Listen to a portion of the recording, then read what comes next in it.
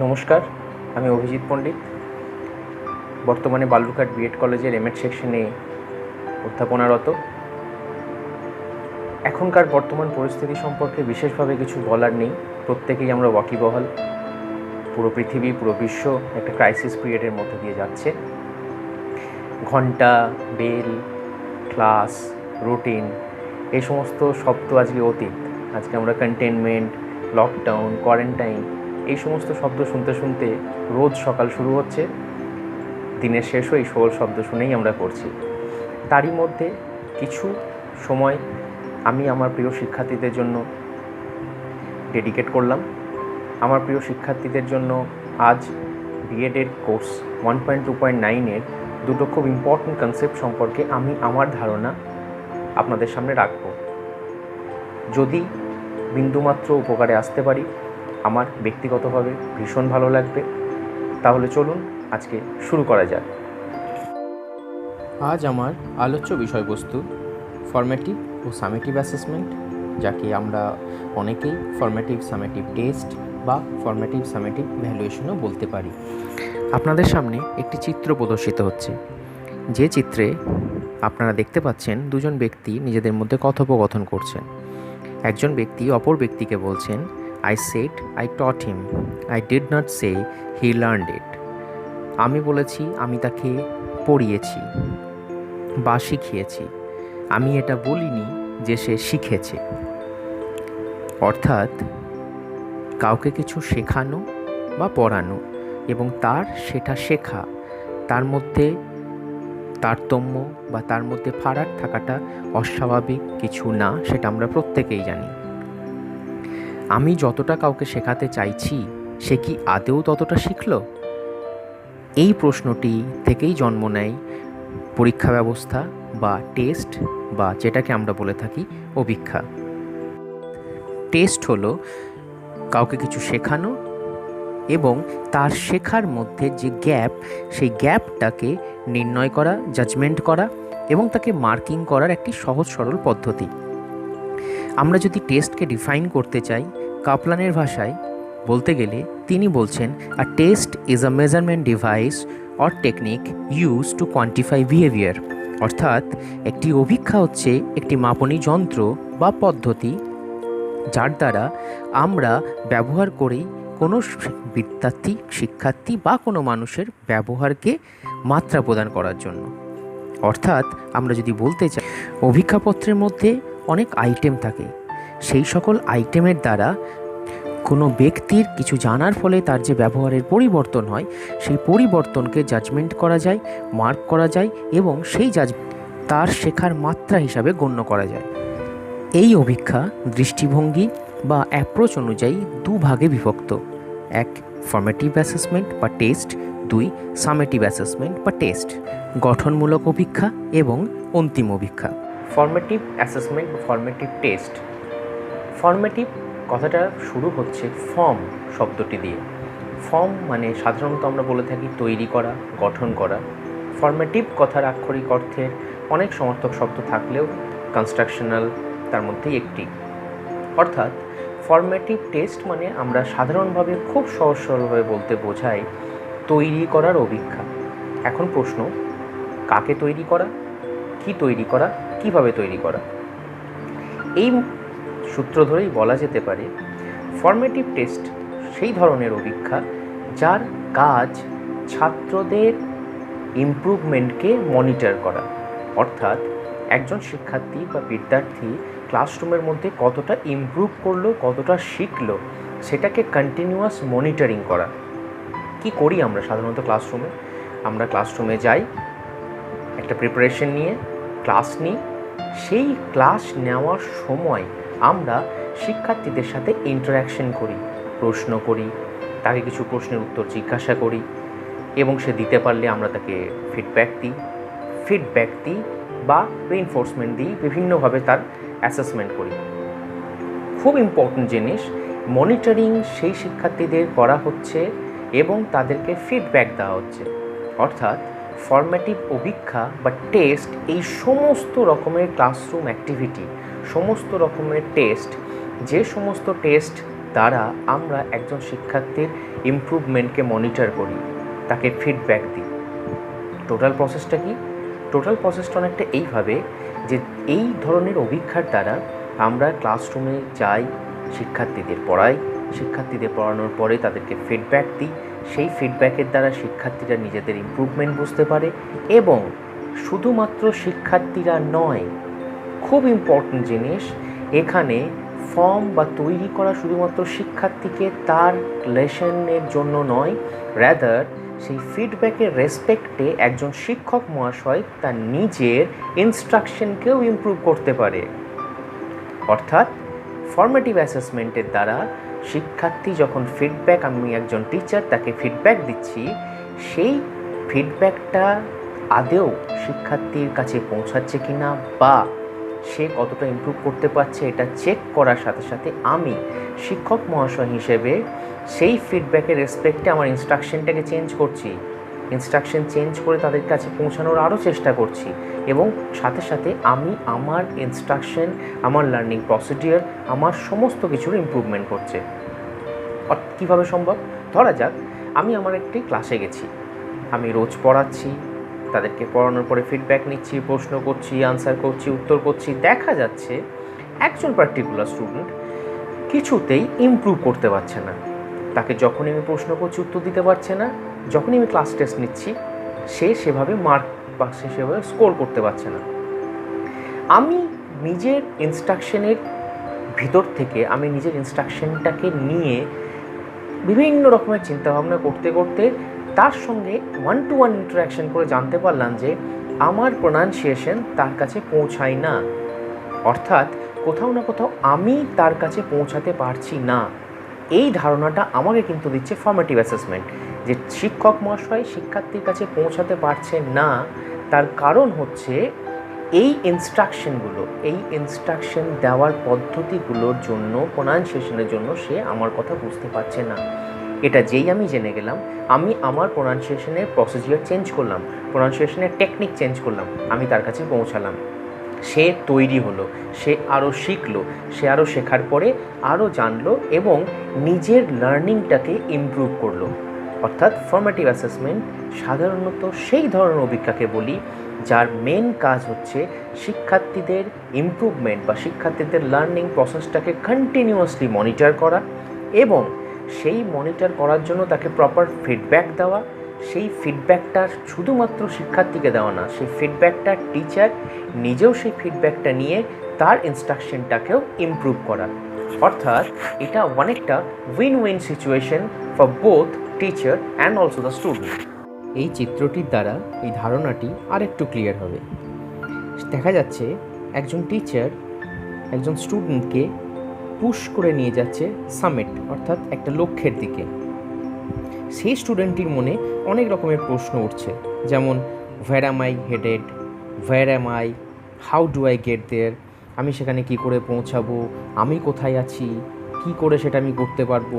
এই ধরনের প্রশ্ন প্রত্যেকজন শিক্ষার্থীর মনে ওঠাটা বা শিক্ষার্থীর মধ্যে থাকাটা খুব স্বাভাবিক। ফর্মেটিভ অ্যাসেসমেন্ট এইখানে খুব গুরুত্বপূর্ণ ভূমিকা পালন করে। শিক্ষক মহাশয় তাকে রোজ অ্যাসেস করে, মনিটর করছে, তার অ্যাসেসমেন্ট মনিটরিং করছে। সে শিক্ষক মহাশয় তার স্টুডেন্টকে আন্ডারস্ট্যান্ড করছে, তার বোঝার চেষ্টা করছে, তার ইনস্ট্রাকশনগুলোকে রিফ্লেক্ট করানোর চেষ্টা করছে স্টুডেন্টের মধ্যে। এবং তার ফলে কি হচ্ছে, সেই কন্টিনিউয়াস স্টুডেন্টের লার্নিং প্রসেসটা মনিটরড হওয়ার জন্য শিক্ষক মহাশয়ও তার ইনস্ট্রাকশনকে ইমপ্রুভ করছে এবং স্টুডেন্টও লক্ষ্যের দিকে আস্তে আস্তে এগিয়ে যাচ্ছে। টিচার এবং স্টুডেন্ট দুজনেই শেষকালে গিয়ে সামিট বা শেষ বেলায় লক্ষ্যে দুজনেই পৌঁছাচ্ছে। অর্থাৎ দুজনের ক্ষেত্রেই formative assessment kind of win win situation, দুজনেই জিতছে, একজন কিছু শিখে আর একজন কীভাবে শেখালে সে আরও বেশি শিখবে সেটা জেনে। অর্থাৎ ফর্মেটিভ অ্যাসেসমেন্টের সাথে আমরা দুটি শব্দকে খুব সহজভাবেই জুড়ে দিতে পারি।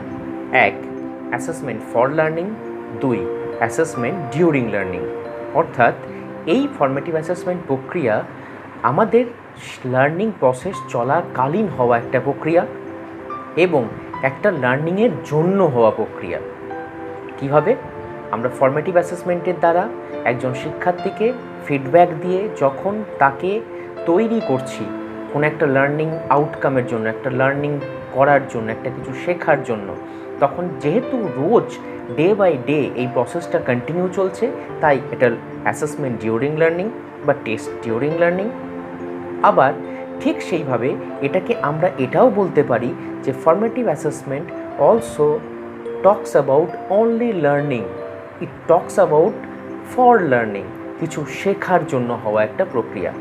তাই আমরা ফর্মেটিভ অ্যাসেসমেন্টকে যদি সামারাইজ করি, ফর্মেটিভ অ্যাসেসমেন্ট এমন একটি প্রক্রিয়া, এমন একটি টেস্ট, এমন একটি অ্যাসেসমেন্ট, যে অ্যাসেসমেন্ট কন্টিনিউ চলতে থাকে এবং যে অ্যাসেসমেন্টের দ্বারা শিক্ষক মহাশয় শিক্ষার্থীকে ফিডব্যাক দিয়ে তাকে কোনো একটা লার্নিং, কোনো একটা ইউনিট, কোনো একটা কনটেক্সটের লার্নিং যাতে তার ভালো হয় সেই চেষ্টা করে এবং সেই শিক্ষক মহাশয় নিজের ইনস্ট্রাকশনে ইমপ্রুভ করে শিক্ষার্থীদের কাছে পাওয়া ফিডব্যাকের রেসপেক্টে।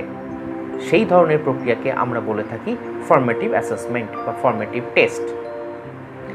ওকে, নাও এরপরেই যে ইউনিট বা এরপরে যে কনটেক্সটটা আসে, এরপরে যে ধারণাটা আমাদের ইমিডিয়েট আসে, সেটা হচ্ছে summative test.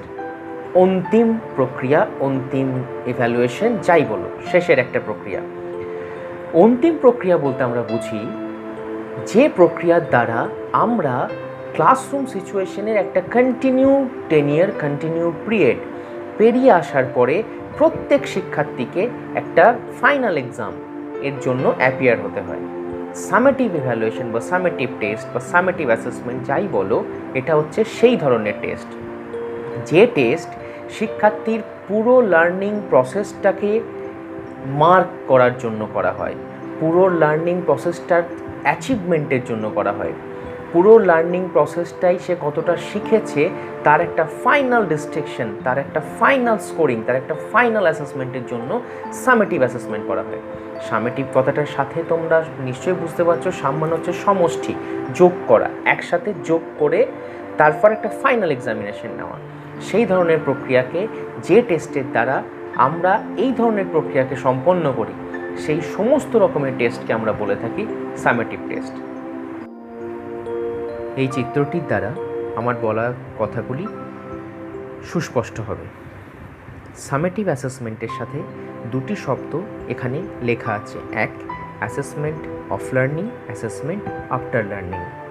Assessment of learning বলতে বোঝায় লার্নিং বা শেখার কতটা শিখেছে তার অ্যাসেসমেন্ট। অ্যাসেসমেন্ট অফ লার্নিং শেখার অ্যাসেসমেন্ট, শেখার মাপা, শেষে হওয়ার জন্য লেখা আছে আফটার লার্নিং অ্যাসেসমেন্ট।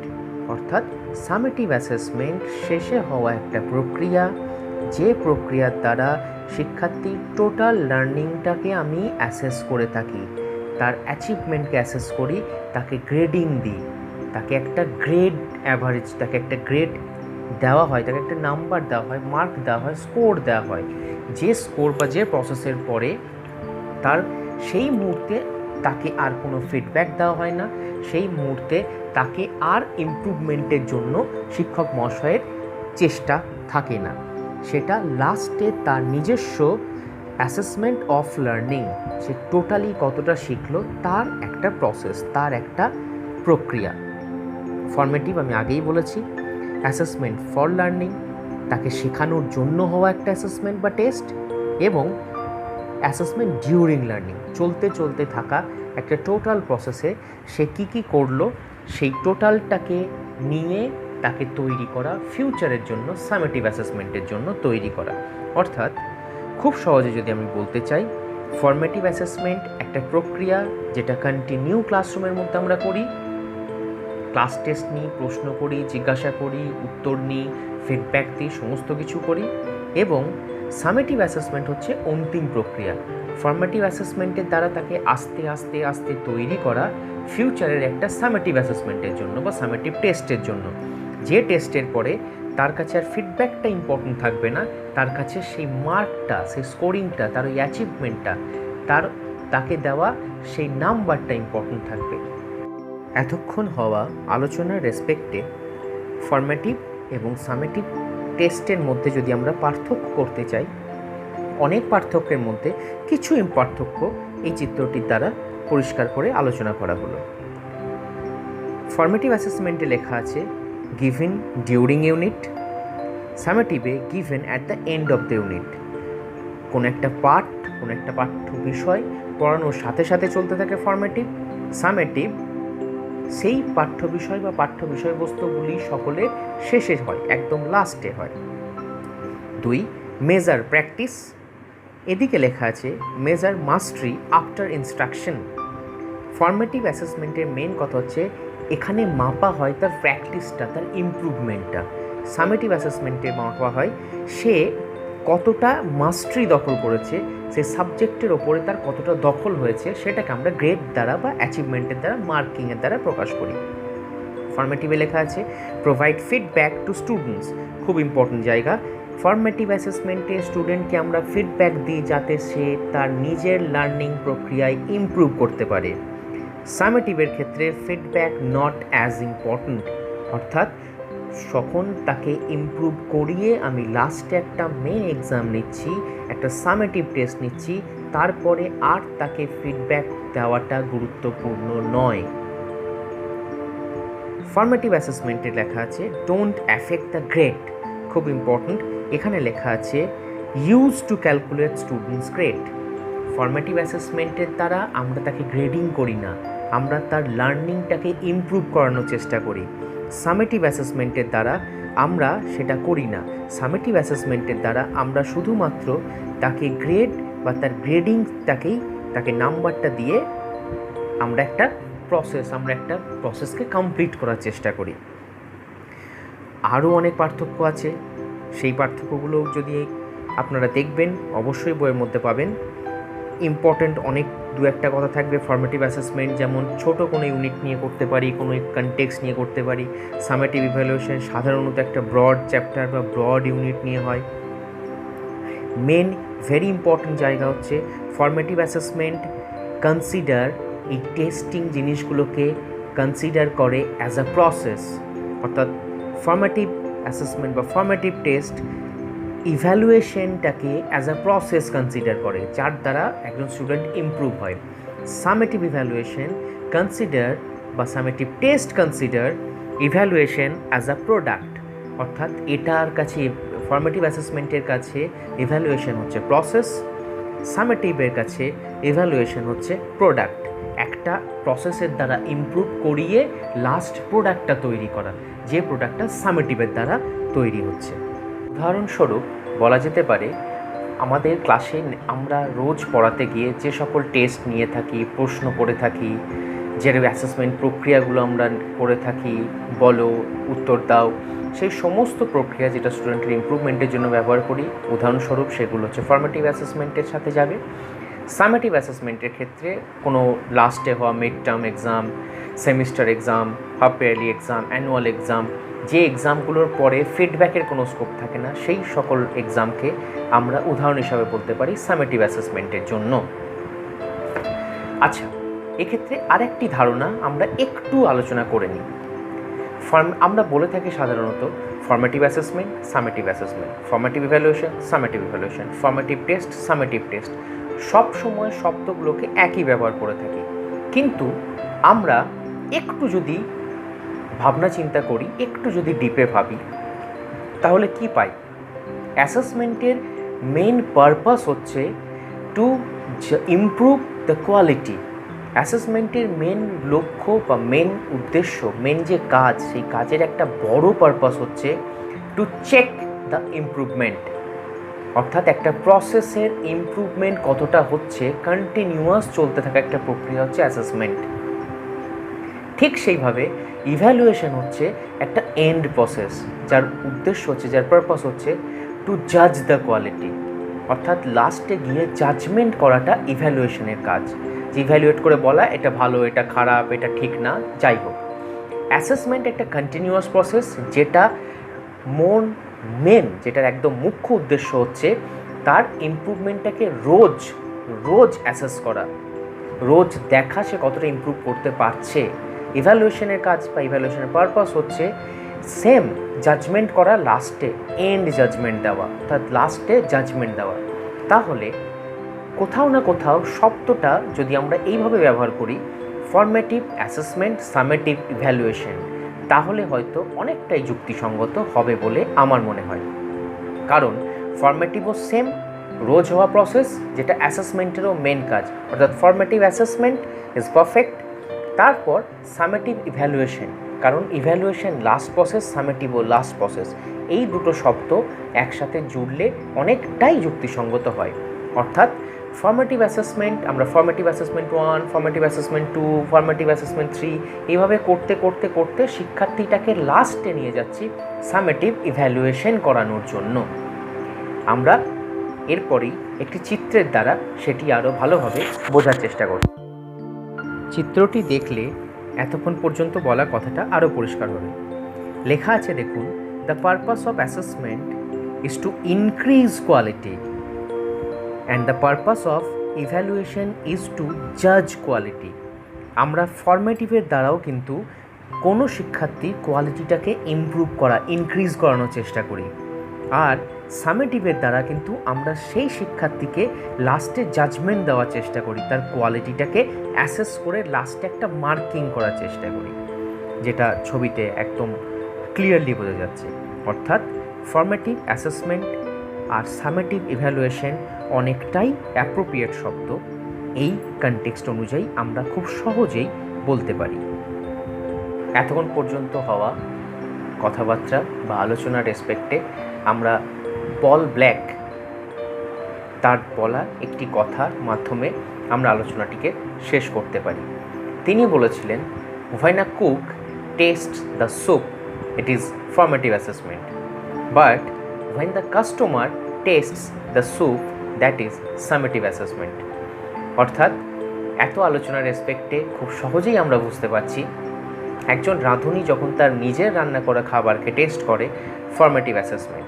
শিক্ষক মহাশয় ক্লাসে গিয়ে পড়াচ্ছে, নিজে জানার চেষ্টা করছে ছাত্র কতটা ইমপ্রুভ করছে, আমি কতটা ইমপ্রুভ করছি, আমি তাদেরকে কতটা পড়াতে পারছি, তারা কতটা বুঝছে, ফর্মেটিভ অ্যাসেসমেন্ট। কিন্তু সেই রাঁধুনি বা সেই কুক যখন তার তৈরি করা স্যুপটা সার্ভ করছে কোনো কাস্টমারকে, সেই কাস্টমার তাকে জাজমেন্ট করছে, ভালো হয়েছে, খারাপ হয়েছে, কতটা হয়েছে। ঠিক সামেটিভ অ্যাসেসমেন্টও তাই করে। সামেটিভ অ্যাসেসমেন্ট জাজমেন্ট করে লাস্টে একটা এন্ড প্রসেসকে। এটাই মোটামুটি ফর্মেটিভ সামেটিভ অ্যাসেসমেন্ট বলুন, বা এক্ষুনি একটু আগে আমি যেটা বললাম ফর্মেটিভ অ্যাসেসমেন্ট, সামেটিভ ইভ্যালুয়েশনের আলোচনার বিষয়বস্তু ছিল। এর সাথে সাথে আপনারা যে কোনো টেক্সট বুক অনুযায়ী দেখবেন, আরও অনেক ডিটেল তথ্য পাবেন। আশা করি একটু উপকারে আসতে পারবো শিক্ষার্থীদের। যদি একটু উপকারে আসতে পারি অবশ্যই খুব ভালো লাগবে। আর খুব তাড়াতাড়ি দেখা হবে ক্লাসরুমের মধ্যে, খুব তাড়াতাড়ি দেখা হবে সেই কোলাহলের মধ্যে, খুব তাড়াতাড়ি দেখা হবে ওই রুটিন, ওই ক্লাস, ওই প্যাটার্ন, ওই সিস্টেম, সব কিছুর মধ্যে। তাই শেষ করতে পারি এখানেই, তাহলে শেষ করি। নচিকেতার একটি গানের লাইন সবাই জানবে, পৃথিবী আবার শান্ত হবে। ঘরে থাকুন, সুস্থ থাকুন, শান্ত পৃথিবীতে আবার দেখা হবে। নমস্কার।